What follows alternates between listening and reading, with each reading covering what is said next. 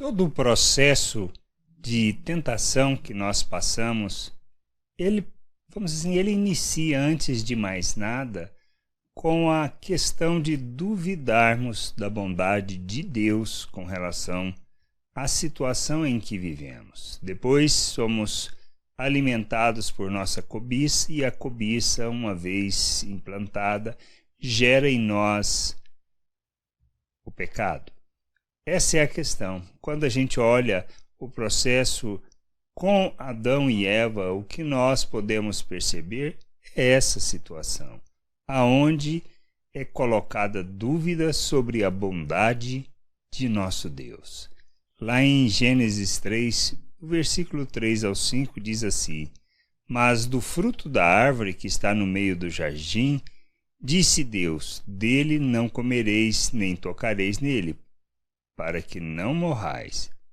Então a serpente disse à mulher: É certo que não morrereis, porque Deus sabe que no dia em que dele comerdes, se vos abrirão os olhos, e como Deus, sereis conhecedores do bem e do mal. Então, o que o diabo fez com Eva foi justamente colocar esta dúvida com relação à bondade de Deus. A partir deste momento, podemos observar que ela olhou o fruto com outros olhos, e aí foi gerado a cobiça.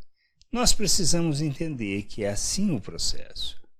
Quando nós colocamos em dúvida a bondade de Deus, nós duvidamos de sua palavra também. Nós não confiamos naquilo que são as promessas e nem naquilo que ele diz. E passamos a andar segundo os nossos desejos e não firmados e fundamentados naquilo que seja a palavra de Deus. Precisamos entender toda a direção de nossa vida, todas as nossas atitudes, elas precisam estar fundamentadas na palavra, e da palavra nós não podemos duvidar. Pois a partir do momento que duvidamos ou questionamos, nós partimos para a jornada de pecar. Pois vai gerar em nós a dúvida? Sim. Depois da dúvida vem o quê?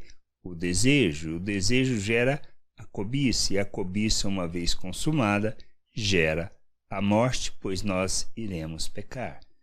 O que nós precisamos entender é este fundamento e é esta a maneira das coisas acontecerem. E a gente precisa refletir sobre isso, de maneira que, ao entendermos cada situação, cada momento, vamos perceber que nós duvidamos da palavra de Deus, duvidamos daquilo que ele falou, daquilo que ele afirmou, para que o pecado seja consumado. Se ele nos diz que nós, quando nos submetemos a Cristo, como Senhor e Salvador, que somos feitos um novo ser, se nós não cremos nisso, nós fundamentamos toda a nossa atitude no querer fazer, na nossa arrogância de querer fazer para agradar a Deus.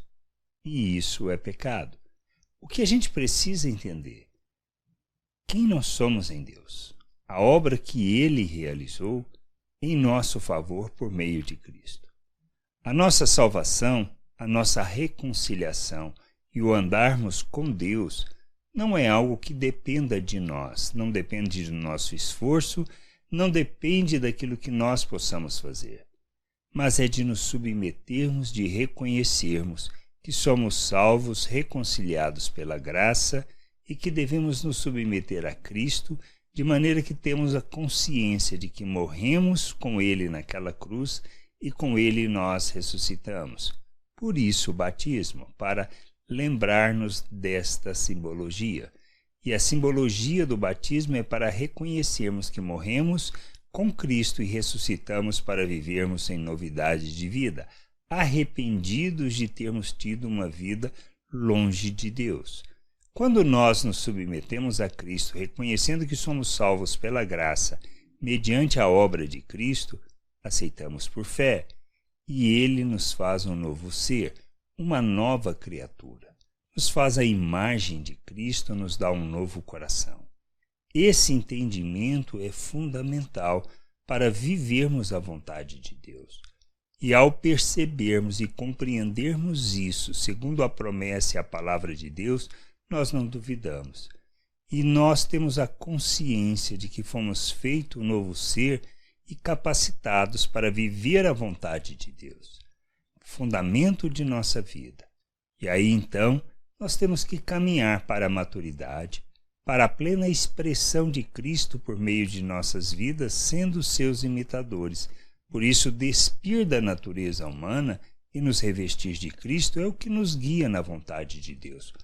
Quando eu duvido disso, eu me afasto deste processo. Eu me afasto deste processo que Deus nos chama para viver, para crescermos em entendimento, em compreensão, baseado e fundamentado nas promessas que Ele fez. E aí sim, andarmos na sua vontade.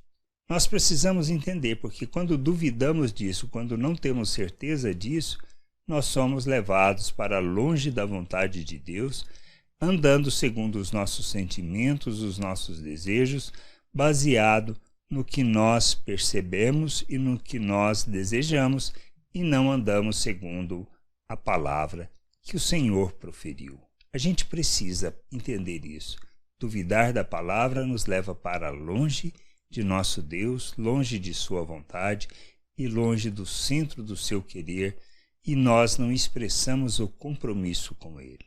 Não podemos cair no mesmo engodo de Eva e Adão, que creram em promessas que não eram verdade, eram meias verdades, sofismas. Pois eles teriam os olhos abertos, teriam, mas estariam vivendo uma outra realidade fora da vontade de Deus, em desobediência àquilo que Deus havia planejado.